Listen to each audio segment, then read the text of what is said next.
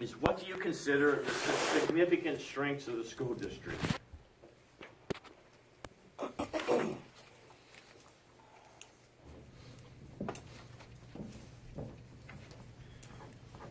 I think our teachers are a big strength. I've heard that virtually from every group. And I think Staff and faculty is strong. I think we all work together well and collaboratively. And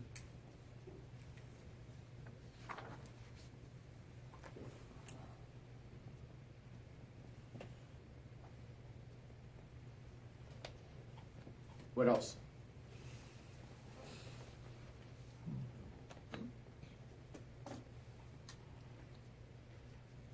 I'm not gonna say That's what I was everything. gonna say.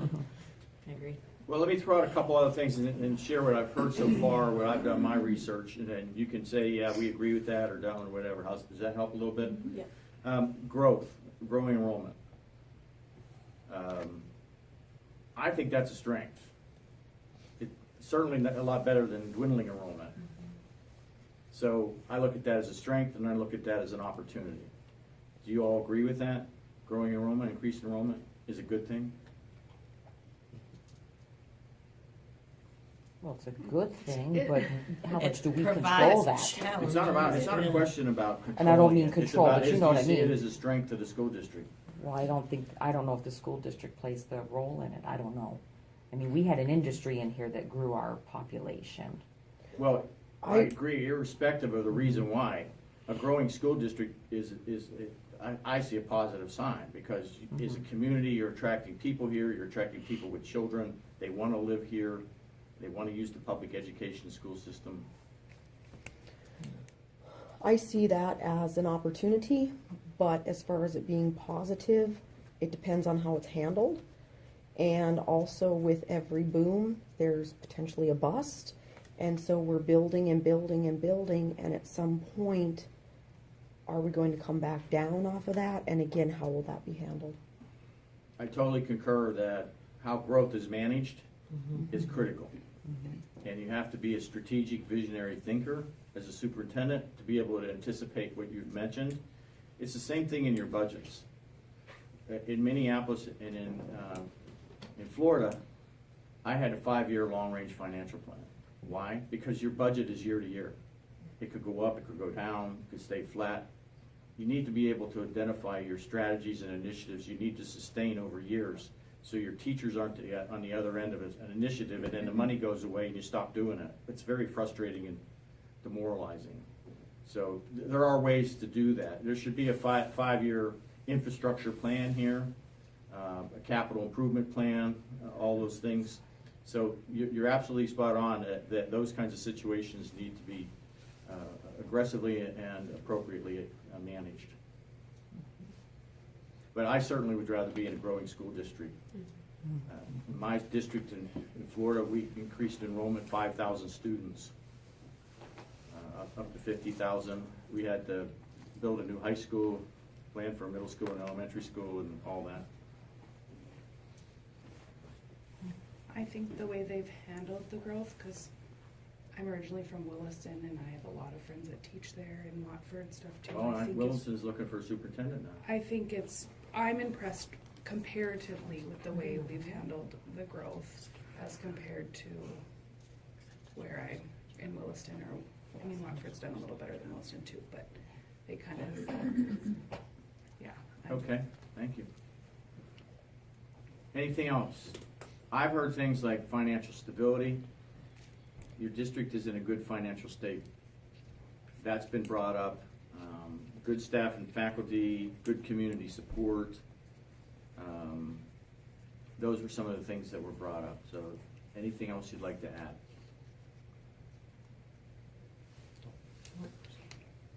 Okay.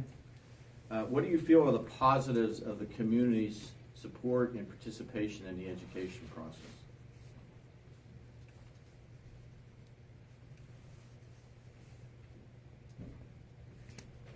They definitely voice their opinions.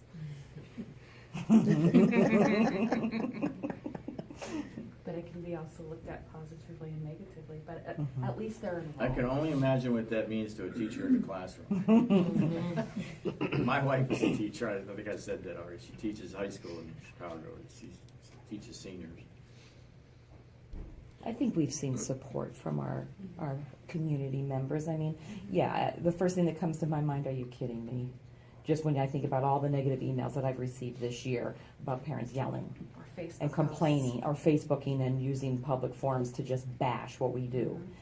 But if you historically look over the past handful of years, I think we can say that our community members appreciate what we do and are learning to appreciate what we do on a daily basis. Not everybody, and they never will, but I think we saw some really, really great support, and when we needed it, and I think it has stayed there. It came into the time that we really needed them, the teachers needed them, and I think it has stayed. You'll never get 100% buy-in. Somebody has to complain about something all the time, but I think it's better than it was when I first started teaching. So my experience in education, the negatives come from the smallest numbers of group, and the positives does not come from the majority. They tend to be more silent. Right. As Right. Superintendent of Florida, I Right. couldn't figure out why I had the same 10, 15 people coming and complaining and all that other stuff, and yet everybody in the whole county was happy with where their district was going. Right. But I didn't hear that from those people. They Right. didn't come to board meetings. No. They didn't come to the school and say, great job, in teaching my kid. Mhm. You don't hear that enough, and it's frustrating because I'm kind of a leader that reinforces the positive and acknowledges it and try to turn everything into a positive as much as you can. But it's sad state that in education, I think teachers are undervalued and underappreciated. Not in the sense that people don't really appreciate what you're doing, I just don't think you're told enough. Mhm. I think a value in what our community has given us lately is really the number of people who want to be on our school board. I mean, I think when I first started, it was just like, well, these are the people and you don't have any other choice. We need two, there's two. So I feel that there's been a lot of interest in being in our school board and people who really have a strong stakeholder in it, and I mean, I feel are really in the position and people are wanting to be on it. So I think that's positive versus just taking whoever Right. shows up. So I'm assuming your board's elected. Yes. Correct. Yes. I can't tell you, having been a superintendent and CEO, how critical it is in who you pick to be on those boards. I can't tell you how important it is. Yes. We know that. We know that. We know that. I know I'm preaching to the choir, but you have to have a school board whose number one priority is kids. And they can put aside their own personal issues or agenda or whatever. I mean, they need to vote on what they believe is right. They need to represent their constituents. But in the end, it should be a decision that they make and support, that they can look in the mirror and say, I'm doing what's best for kids. I'm doing best what's for the education process. Okay, so I have, overall you feel you have good parent support and you have good people running for the school board. I had a really great interview process with your school board. I believe you have a really good school board. They're sincere, they're genuine. They want to do well, they want to do right by kids. I would agree. I can agree with that now. I would agree now. Yeah. Well, as I say, this is America democracy. You vote for the people that represent you. If Yeah. you don't get the right people in, you got nobody to blame but yourselves as voters. What else? What else about the community? Do you get good and kind support for programs, initiatives, for curriculum? Do you get good financial fundraising support? Are your businesses actively involved? One of the things I recommended yesterday to some of the groups, what we did in Chicago to get more organizations involved in partnerships with the school and all that, and we had Principal for a Day. And so Principal for a Day, you would invite in 5 or 7 key people from companies, businesses, from the public in general, from elected officials, and they would shadow the principal for about 4 or 5 hours in the morning. And there would be a good discussion at the end on observations of teaching and what's going on in the classroom, what's going on in school. And then it gave the principal an opportunity to say, we're short in this, or we need this, or could you partner with us on this? and develop a long-term partnership relationship. And I can tell you, in many of the schools in Chicago, they have had long-term partnerships, business partners, organizations that support that school directly in that partnership. So every year we had that. We used to have a big luncheon downtown afterwards for everybody. Every year, Mayor Daley would invite somebody like Vince Vaughn to be a principal for a day, or Bonnie Hunt, somebody in the acting business. We had 4-star admirals and generals there doing it. So I would encourage you to think about that, stimulate that thinking among themselves, and with ways that you can enhance that partnership. And there are a whole bunch of other ways to do that as well. I can say that at Prairie Rose, we are a leader of B School, and we have a community day once a year, and we bring in our community board, our community members, president like Baker Boy, and Mick Cotton is a big sponsor of ours to help our initiative growing. And it's great to see the community members in the classrooms, talking to the teachers, talking to the students, just being in the office, and it's a great thing. And like we were saying, we wish like more community members would just go into the classrooms of all the schools to see what we do and to see the kids every day. It really happens, but there's been no central focus. There's been no cohesion. Right. Like at the high school, we have Dream It, Do It, where Baker Boy comes in and a bunch of people and they speak to the kids. We have a manufacturing academy at the back where numerous businesses from around the community set up booths and stuff, and we take our students to there. We have, Think Big as a program, John Deere Ag. We have a lot of those types of things happening, but it's A small basically scale. school-led. It's not coherent across the district. No, It's not I didn't know a about coherent that. program. Right, See, like Principal for Day should be run by the district. correct. That's what I'm Okay? saying. We And have it, but it's not. coordinated with each principal on who do you want to fight and Yeah. what's the structure look like and all that. So I totally agree. Again, I will share my own personal experiences, but I have written strategic plans forever. In my 15 years of public education, I've written about 5 or 6 and successfully executed them that produced tremendous results and outcomes in student achievement in overall in the organization. You've got to have a good strategic plan here. It's got to be drafted by a small group of folks that's represented across the spectrum. You've got to have measurable goals. You got to have key performance indicators to evaluate whether or not what you're doing is actually working or not. You have to align your resources to that plan. You have to align your professional development to that plan. You shouldn't be doing professional development on anything that's not in your plan that you've decided that that's what's going to give you those desired outcomes. Not to say you can't do something different once in a while, but it should be the guide for what you're doing. But when you have a plan like that, and everybody's had feedback and input on it. Every plan I wrote, every employee underneath my organization, or within my organization, got a chance to review it and give feedback and input. Because you don't get buy-in without that. And so when you publish it, then you have to execute it, and you have to monitor your data and all that to make sure you're getting the desired results and outcomes, and you use a tool called performance management to periodically visit it. When I was area superintendent in Chicago, every one of my schools had a strategic plan, their own plan. That's what I used to evaluate the principal on. Everybody in the school knew what the plan was, they knew what the expectations were, they knew the measurable data. It was very, very successful in producing high outcomes in student achievement. So, to your issue, everybody has to be on the same page. Everybody got to be in the same boat, rowing in the same direction. Doesn't mean that one school doesn't do something differently because their population's unique and they need to do something that they need to address in their school. So I would highly encourage you to have the new superintendent write a good strategic plan that has measurable goals, has good strategies and best practices, people that are assigned to make sure they're executed, resources that are committed to it out of the budget, identify a professional development program that's aligned to it.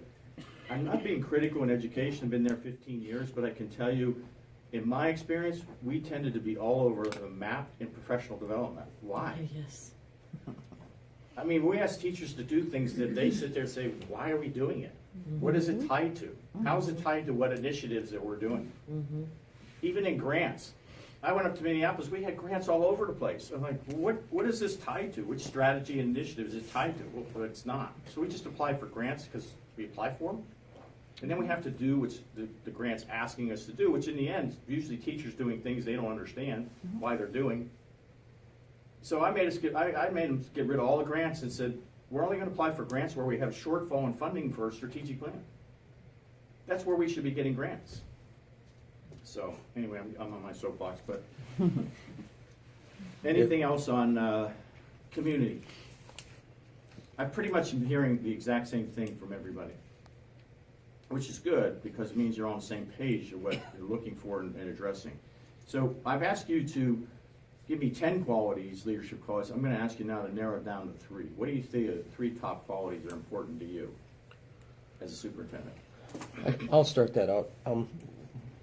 Being president of DEA for the last few years and having former presidents at the table, I would like to see a person that would be a partner, that would let us help solve things proactively. That would look at us as teachers and classified staff and not refer to us as the union in that type of tone, because we have a lot to offer, and we belong to the association for, I think, very, very positive reasons. Okay, let's get realistic. You guys are the backbone of education. Not to be a partner, not to be collaborative.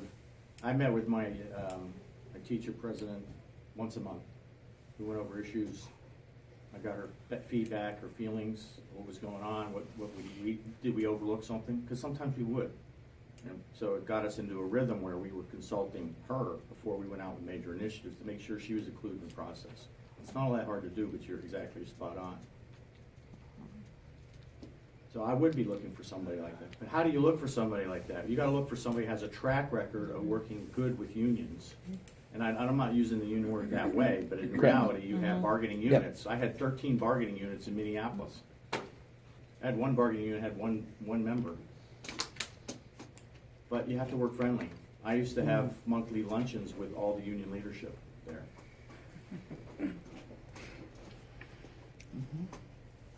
I think kind of an openness to in dealing with us. You know, I think there's been, I don't want to say this, I think there's been something that, okay, I'll say it to your face, but then I'll just ignore you, type of thing. Right? So let me ask you a question. You're the president. Yeah. Yeah. Hi. You're looking for these. You're looking for these qualities in your superintendent, whoever he or she is. How can you identify that collectively as a group, which you're doing now, and how can you verify your 3 finalists, to whoever that might be, come to those qualities? I would make a recommendation. Call the union leadership of every school district they've ever been in and see what their relationship's been in the past. I had good relationships with my union president, Karen Lewis, in Chicago. A good one with Lynn Nordstrom, or whatever, can't remember her exact name, in Minneapolis, and a good one in Florida, good relationship in Florida. It just doesn't make sense to me not to be collaborative. And that's so critical in feeling valued for employee morale, teacher morale. I will agree with that, and we're going to go one step farther. We're going to talk to the retired teachers of those districts, I applaud you for because it. they'll more often tell you the truth. You know, sometimes. Because what I received from the retired instructors from Sydney was different than the name that I was given to contact. Well, I would just encourage you to make sure who you're sampling is not biased and making it personal, Yeah. Correct. because that all too often happens. I mean, I could tell you, you could call 4 of my school board members and 4 of them would give me rave reviews, but I had one that just undermined me from day one. Yep. Because I wasn't the candidate that person voted for. And I think that's our biggest thing, it's just partnership, like, we don't want a negative relationship. We just wanna, let's do this together, we're all, like you said, all in the same boat, you know, I think that's huge. How about visibility in the schools, in the classrooms, accessibility? I told the group last night, I had an open door Yes, but policy gotcha. for, I had 3 blocks of 2 hours in my schedule during the week was an open door policy for anybody to come see me. They didn't even make an appointment. They could just show up. My executive assistant would show them in. I went to 2 or 3 schools a week. I had 65 schools. I spent almost 2/3 of the day there. I would start off with a 45-minute session with the staff and faculty, talking about what's going on, et cetera. And I would agree go out and with visit that. Classrooms. What's that? I agree with that, the visibility in the school, but it needs to not be a, A token? Oh, no. I didn't do walkthroughs. no, I but just No, went not in like and that. observed. not like that, just- but there's times where it was, I'm coming in to make sure that you're doing what I'm, like for. Not a gotcha. Not a gotcha. Yeah, Like there's yeah. something that we are required to do is super block, and he would come in just for that time frame, just to make sure that you were complying with it and that you were doing what you were supposed to be doing, even though you were, but it was this tension filled Checking up on you. I'm and watching then you. yeah, I'm watching you kind of thing. And then in my area of special ed, if I was having a behavior student having a meltdown and he walked by, it was like as fast as he could get away from me. I don't want to see it. I don't want to know about it. I don't want to know that we have students like that in our buildings. I'm out of here. I don't want to know that you have students that bite you. I don't want to know that you have that going on. That doesn't happen here. Blinders. Yeah, same thing, walk into my classroom, turn around and walk right out.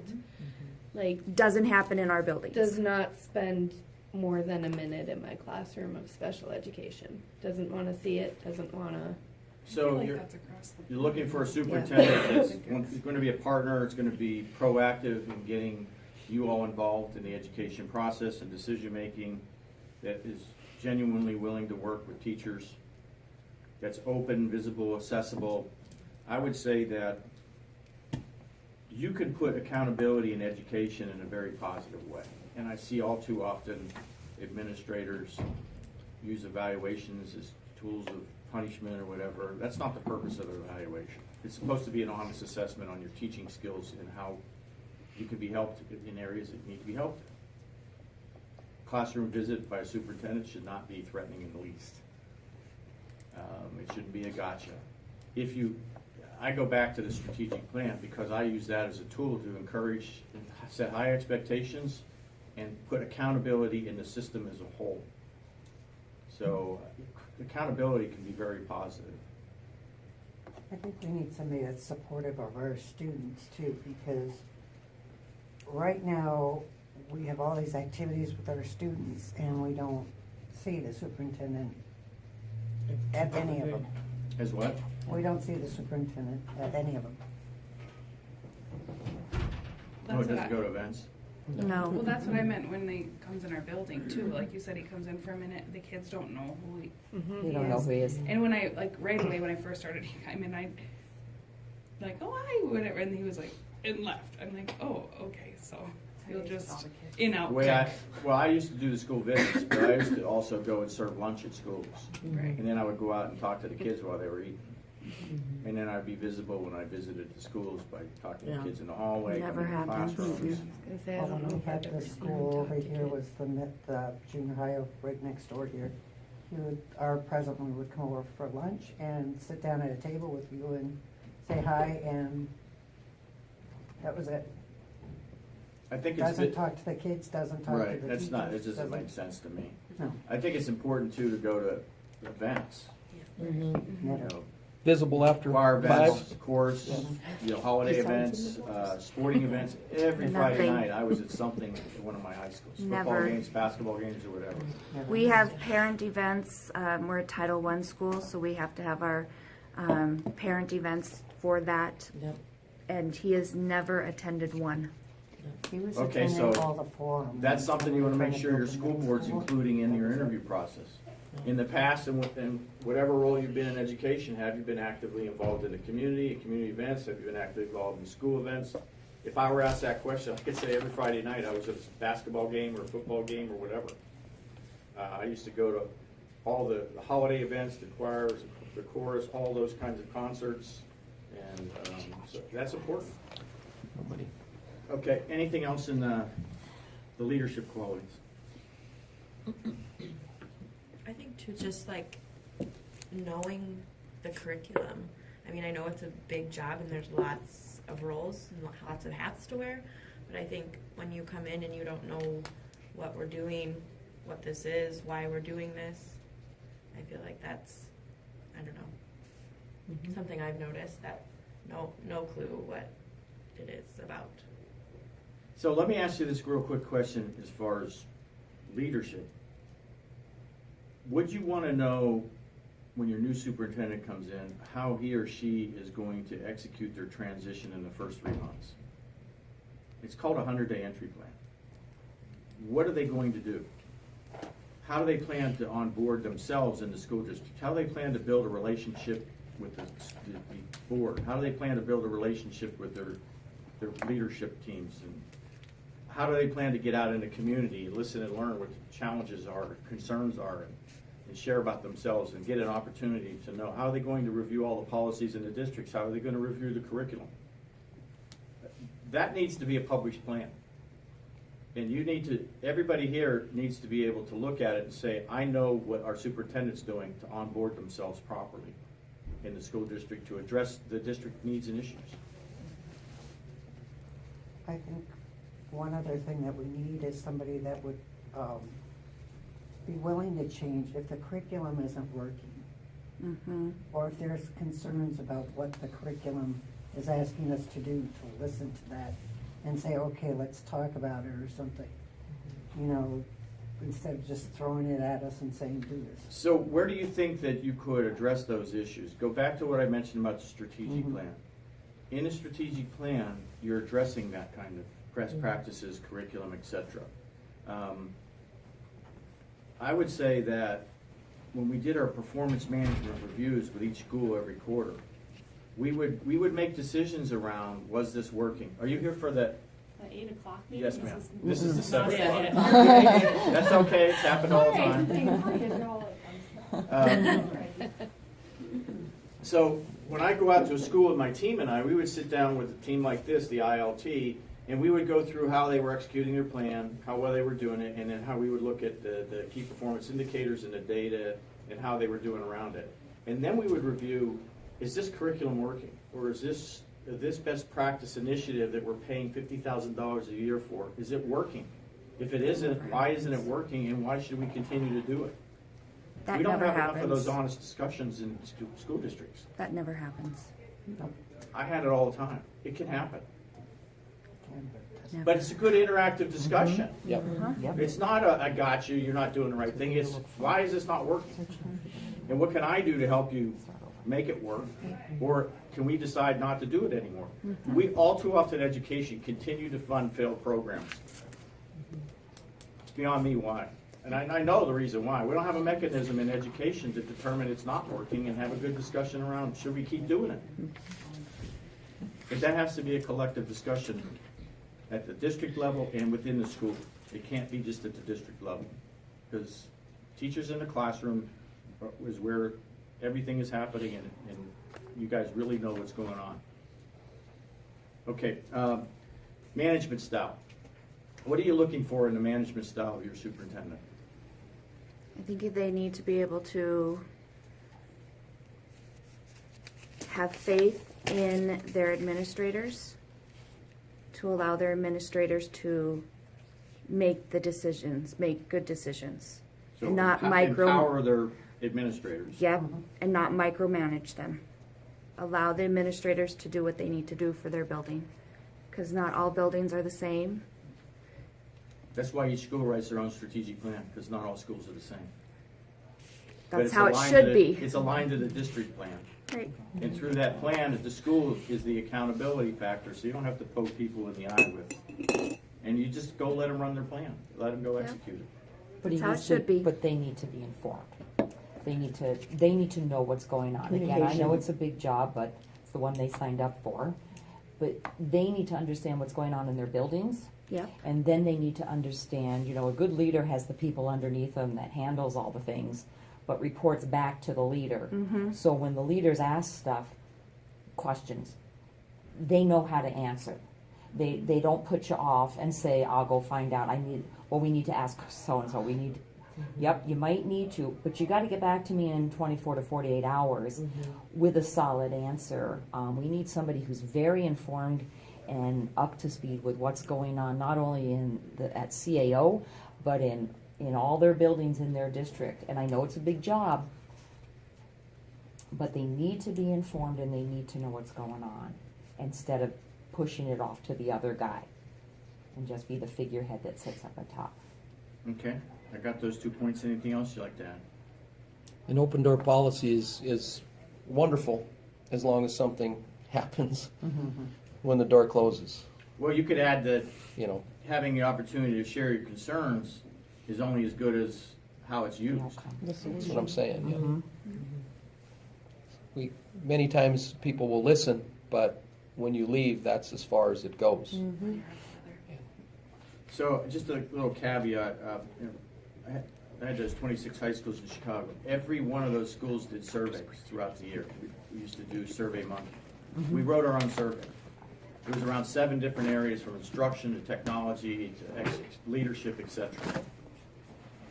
What do you do with the survey results when you get it back? What typically happens? We've never seen the They go to results. some black hole somewhere. We don't see the results. I required my principals to gather the entire staff and faculty and brief the outcome of the survey, the results. Then I required them to come up with a plan to address those issues. And then they had to show improvement in subsequent surveys throughout the year, or they were going to be held accountable. Why aren't you addressing the issues within your school that's being brought to your attention? That's fair, right? Yeah, no, absolutely. That'd be great. Okay, I don't want to keep you past time, so what are the critical issues that face the new superintendent? Growth. Rebuilding trust. I don't like saying, in my own personal opinion, critical issues. I look at growth as a positive, But it's That's gonna critical be- in how they're going to handle but it. it's important. I would say the morale of the staff and faculty. I've heard that several times.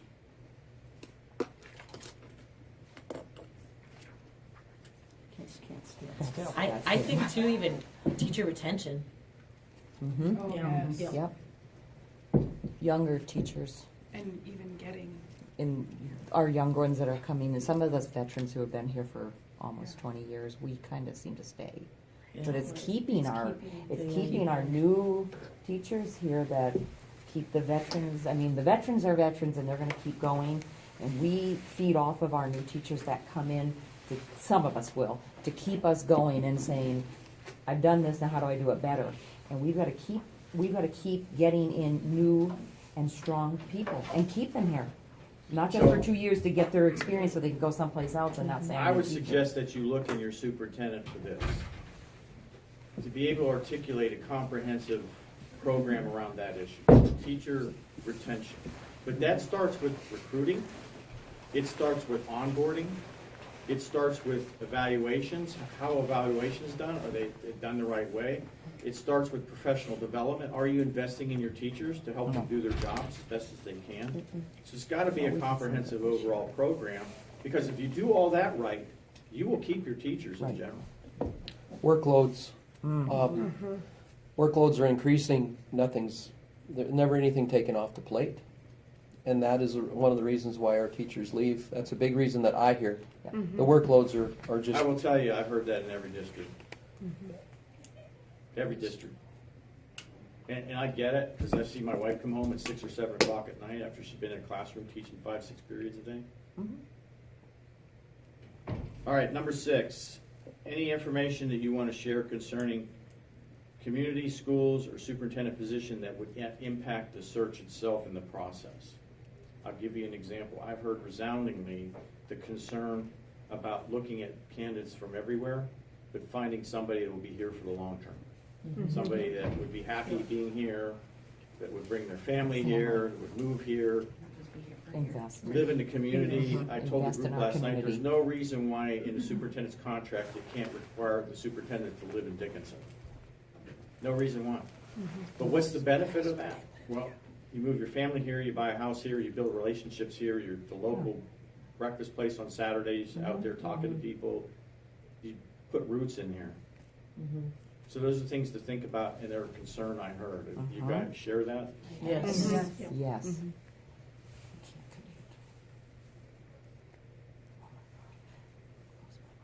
Also, a concern was that they're not using this as a springboard for a bigger school district.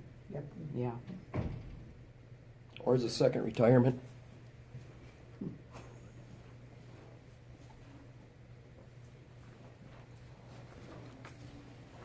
Okay, do you have any questions regarding the process? No, I would like to say, I think we need somebody with superintendent experience.